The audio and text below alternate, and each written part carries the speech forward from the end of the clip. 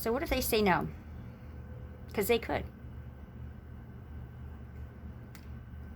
After 10 years, they could say that they're done with working with me and they don't think any more treatment's going to work for me. So kind of need to prepare myself for that. It could go both ways. Even though they said that they would always back me up on my decisions, they might have other reasons. And obviously with the coronavirus, that might be a big factor, but they might say no.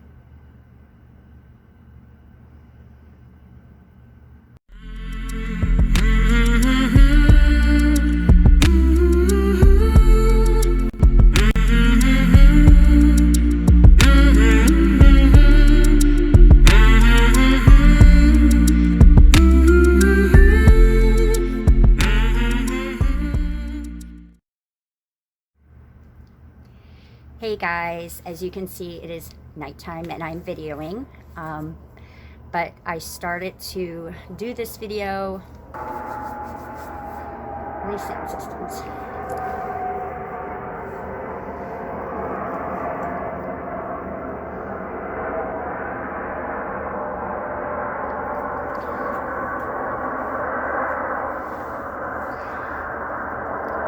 I think I might be in the path where they turn around to go to either Trenton Airport or Philly. I'm not sure. Oh well. All right, let's try this again. So what if they say no? Because they could. After 10 years, they could say that they're done with working with me and they don't think any more treatment's going to work for me. So kind of need to prepare myself for that. It could go both ways.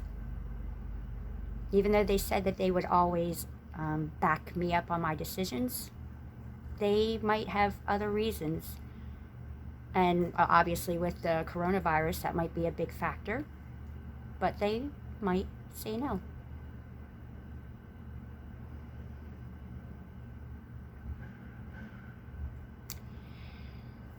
So, hey guys, as you can see, it's nighttime, and I started to put this together when it was nice and light out. I figured I'd take advantage of my little back porch, and then I ended up starting to clean, and it took longer than I thought. So this is going to be the lighting for tonight. And I had to change because it got cold. So anyway, if you don't know me, I'm Tammy, and I just want to say hi to you guys. I figured I'd come on here and give my thoughts on something, and then kind of give you an update. So this video is going to be about, what if they say no? What if they just come out and say, we don't think this treatment's going to work for you, and we're not going to work with you anymore? Or, you know, what if they come back and say that they think the treatment's going to be too harsh for my body, and their recommendation is not to recommend that I go back to treatment. For those of you who don't know, I have stage 4 terminal triple negative breast cancer, and there's probably some melanoma still in there too. Yeah, triple negative breast cancer and metastatic mediastinal melanoma. And I've been fighting cancer for 10 years. And right before the coronavirus, I had to have one of my implants removed because I had a major double infection, and I had to stop chemo until the infections went away. They said hospice would be the only option because they didn't think any other treatment would work. Well, there were no more treatments. And the last chemo I was on, we were doing a different regimen that was supposed to be easier, but we only got one round. My immune system was too low and couldn't handle the toxic side effects and everything. And so I agreed to go on to hospice. But my thing was, if at any point my infections were to go away, which they didn't think they ever would, I would be constantly seen by a surgeon, and they would evaluate me, and then I could go back to chemo if it went away, because that was the only thing keeping me from finishing that chemo. And it happened during the coronavirus. It kept me safe. I was in hospice during the coronavirus. I learned how to handle, like, to treat and bandage my wounds the right way, and I got on the right track, on the right medications, and even I really worked hard. I had to gain weight. It's hard to gain weight when you have cancer. It just eats all your cancer, and so I worked really hard at eating nutritionally, gaining weight, gaining my strength back because I was in the hospital and barely could move. And yeah, I did start going downhill when the cancer was getting worse and the pain was getting worse, and I was just getting sicker, and I wasn't able to do much walking. I had to get a walker to try to. I kept walking with my son, like going out on walks around our neighborhood every night, and I kept falling. My legs couldn't handle it. I couldn't lift up my legs fast enough. Typically, if you start to fall, you can catch yourself. I wasn't able to. Let's just say I fell about like 10 times. So I had to have a walker, and I've come back from all that. I've gotten the strength up again. I've stretched. I've done a lot of work, and they actually haven't seen me since I was in the hospital last, or before I went in the hospital, and that was like the beginning of February. Right now, it's the end of April. And the only doctor I saw during this whole time was, besides my people on my hospice team, which are nurses and nurse practitioners, they come out to my house. But anyone from my regular treatment team, the only one I saw was my surgeon, who doesn't really know me much, but he knew me the last time I was in the hospital. And all he did was he saw me 3 weeks ago by 15 minutes, 20 minutes doing that video Skype thing. And he was like so excited to see that the infection had gone and it was healing and I was doing so well. He said he was impressed, and he backed me up on my decision to go back to chemo, and I was excited. And then I started calling. The thing is you can't be on hospice and be in treatment at the same time, and I understand that. So I was trying to get a hold of my oncologist team to see if they'd be on board to get me back on chemo, because the only thing was supposed to stop was this. The only thing that was keeping me from having chemo again was the infection, and the infections were gone. So I started calling right after, and 3 weeks went by and I still hadn't heard from them, and I was getting very frustrated. My team was calling. Everybody's like, you need to call every day. I wasn't going to be a pain in the butt because I know there's a lot going on right now, but it did frustrate me. But I finally heard from them yesterday. My nurse practitioner called, and I do want to start out by saying that the day before, or 2 days before, my son had come to me and told me about an article of a medication that we have been hoping would be approved for 2 years, and it's supposed to be the game changer for people who have triple negative metastatic breast cancer and who have already been on other treatments that haven't worked, at least 2 or 3, something like that. And I didn't think this thing was anywhere near being approved because I thought it was still in the study trial phase.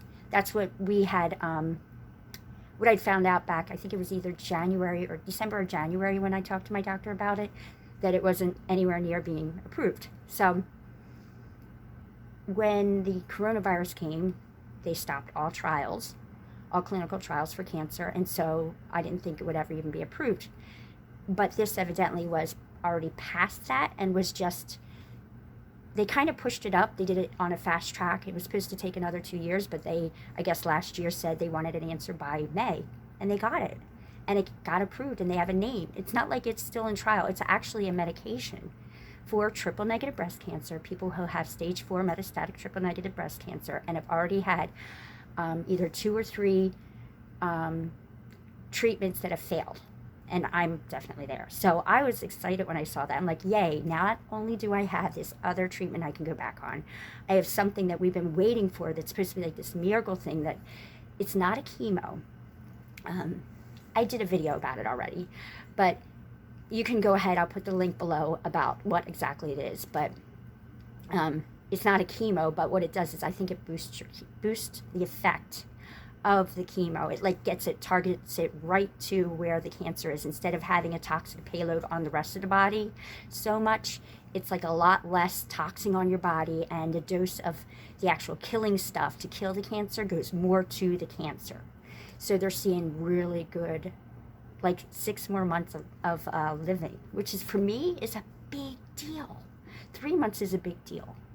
You know, I was given 6 months, and that was in the middle of February, 6 months to live, during the coronavirus, which is part of a reason why they have to say yes, because I'm not saying that's why they have to say yes, but they can say no. And that's the thing. I had to prepare myself for no. What if they say no? My sister kind of put me in the frame of mind to think about it. And so what it did is it made me kind of look at my other options. First of all, I have the right to try a medicine. There is a legal paper that Trump signed that said that everyone has the right to try a new medicine. The right to try, I think, is what it's called. So legally, I have the right to try. I'm allowed to come off hospice. If they say no, I will. I looked into 3 other hospitals in the area, and I'm asking around, asking people that I know which ones are better for me in my situation, not as far, more convenient because I'm a single mom, and if anyone else had been on this med and worked with other doctors in the area, so they're familiar with it. So I have a few people, treatment teams that I can call, and I will call. If my treatment team says no, I will call. Yeah, because I can't sit around and do nothing. What's happening is, typically if it was a normal situation and I was going to hospice and there was no COVID pandemic thing going on, I would be able to have more time with my family. They'd be able to come and visit me, my friends. I'd be doing those bucket list type of things. And it's all part of the best quality of life for the end of your life. But unfortunately, with coronavirus, I can't do that. My family can't come. I can't go anywhere. I can't spend any time with them. I barely see my kids because, you know, with the immune system, their father doesn't want them to be around me as much if they get exposed, so then he withholds them from coming to see me. And none of the stuff that you normally would get being on hospice, to take advantage of those last years that makes hospice so amazing, none of those, well, I'm not saying none of those, but a lot of those things I don't get. I did get the help from them to help me with my treatment, get me on the right track, to make sure I am emotionally good. They come and visit me and talk to me, make sure I'm doing the right things. If I need any help, they do. But even those, I don't need them because I'm doing so much better. They literally just come and talk to me, check my blood pressure, check my heart rate. They don't do much. So it's like I'm just sitting around doing nothing, feeling the cancer grow, getting weaker because of the cancer. I'm not saying that's what I've been doing, and if I continue just doing treatment, or not doing treatment, just doing hospice, that's all that'll happen. And I'll never get to take advantage of seeing my kids, and I'll die before I don't know if I'll die before the pandemic ends, but there's a chance I could. And I'm like, if I do the treatment, yeah, I might be feeling really bad. I might end up being like what they'd be afraid of, is me being so sick and constantly being sick and not being able to do it. And then maybe get to the point where my immune system's too low that I can't do treatment. Or we're going to have to stop treatment till my immune system gets back to bumped up, and then wait and then do it again. And I understand that. But it's better than sitting around doing nothing. At least it gives me a chance to be doing something that I might be here to actually take the time out with my friends and family when the ban for COVID is lifted. You know, I can't do any of that right now, and I can't sit around anymore. And I've been worried. I was worried that they weren't going to say yeah. I wasn't that worried, kind of was, but not that. And then I got the call yesterday. And I will tell you, it rocked my boat. It really did. It was the nurse practitioner, which some people would rather talk to the doctor, but my nurse practitioner and I have a good relationship, and so I was actually glad that she called. And she told me what I was not expecting to hear. She said that the treatment, her and Dr. Riley, my doctor, my treatment team, talked to the surgeon in depth, and they came to the conclusion that I shouldn't continue treatment. She said that my body, they're worried that my body's not going to be able to handle it, and that I'm going to be in that situation where my immune system keeps getting bad and I'll be constantly sick and just fighting, and it would be better for me just to live the quality of life out.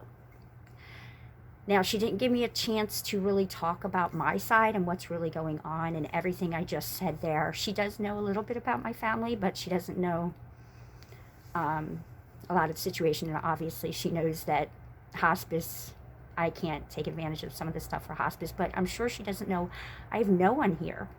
I know my son comes. Yes, Christian does come, and every once in a while my other two, but it's not like I have my sister here, my mom here, family here. I get to do stuff. I go.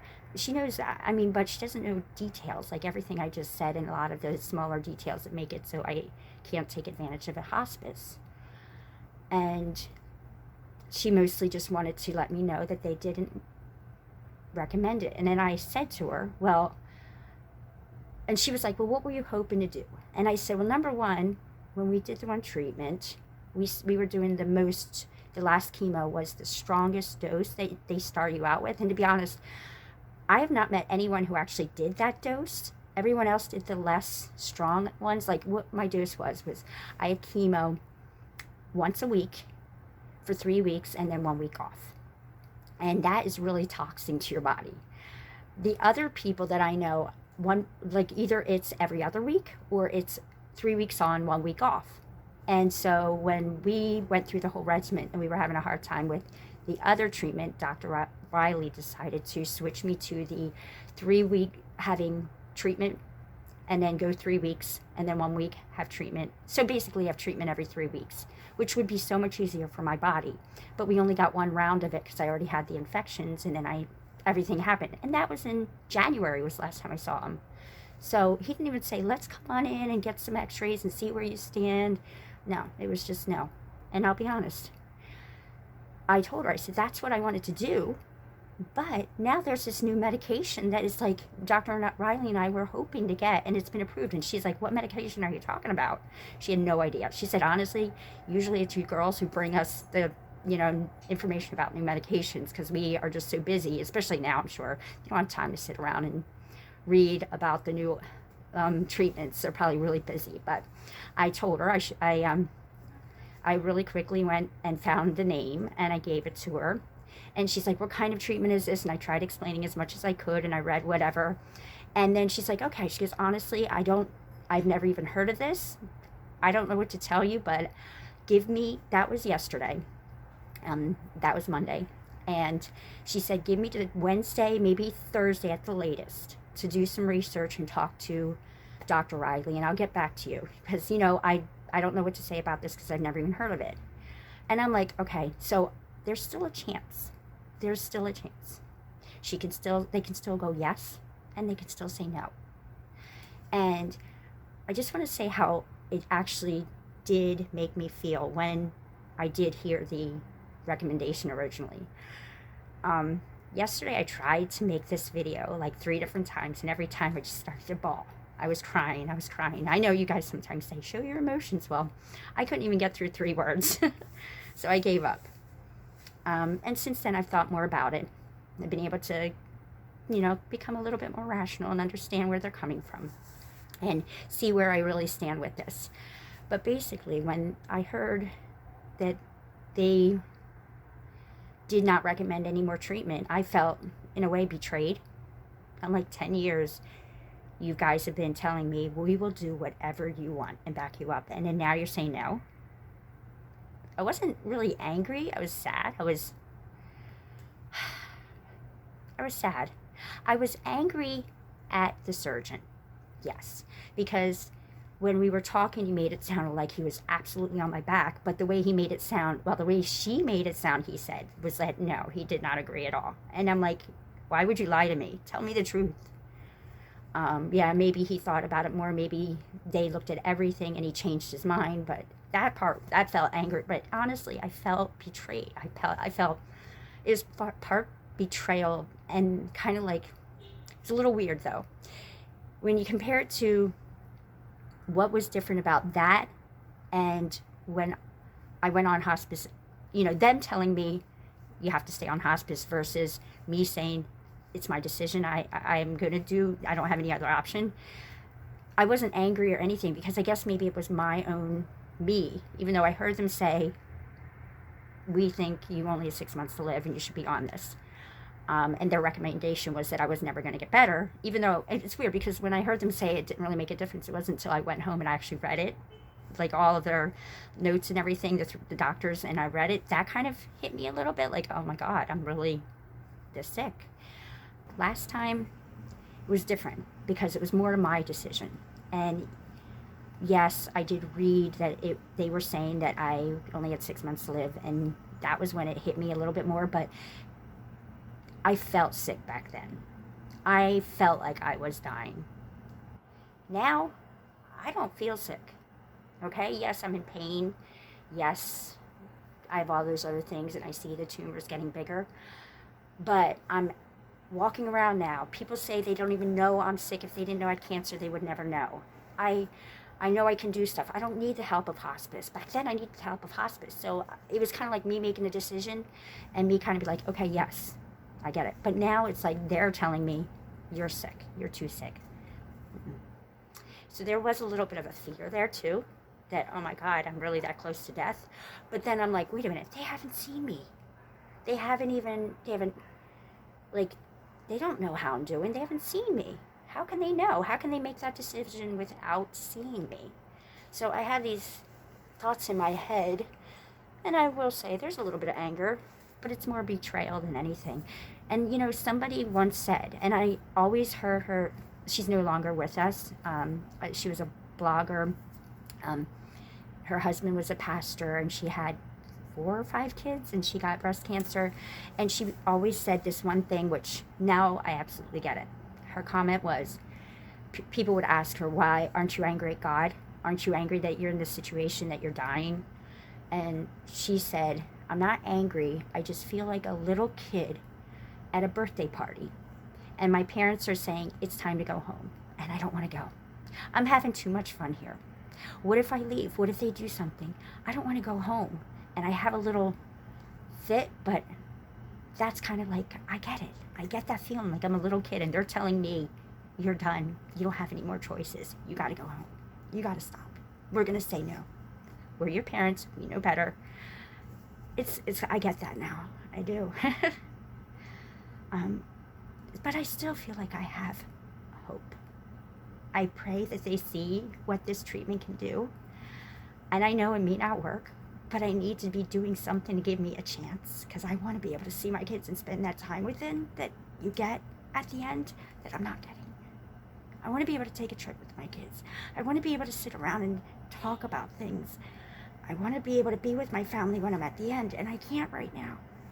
It's not going to happen. I want to make it so that I can be here for them. So I have to take this medication.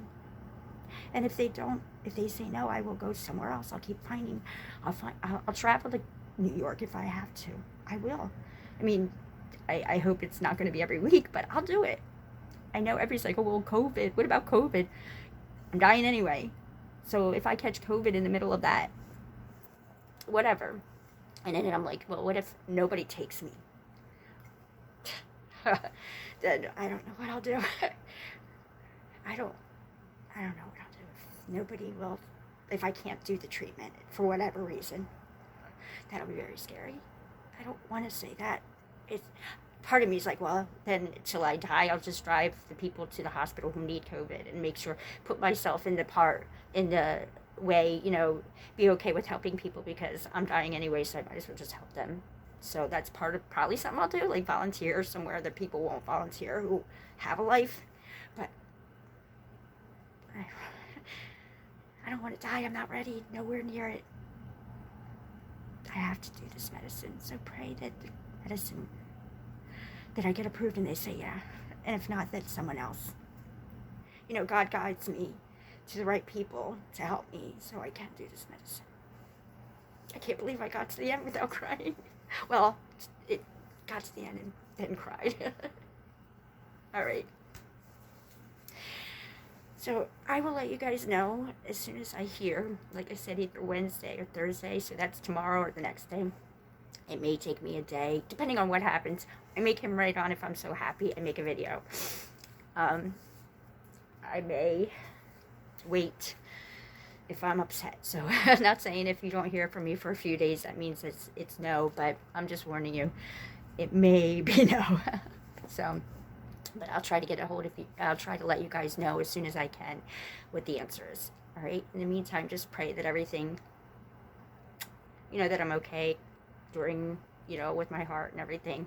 I've gotten a little bit of a watery tension in my body, and I think that has something to do with my heart. So we gotta hurry up and get on track and start turning this cancer the opposite direction right now. All right. Bye, guys. Thank you for all your support and prayers. And please be safe. Do the right thing. Bye.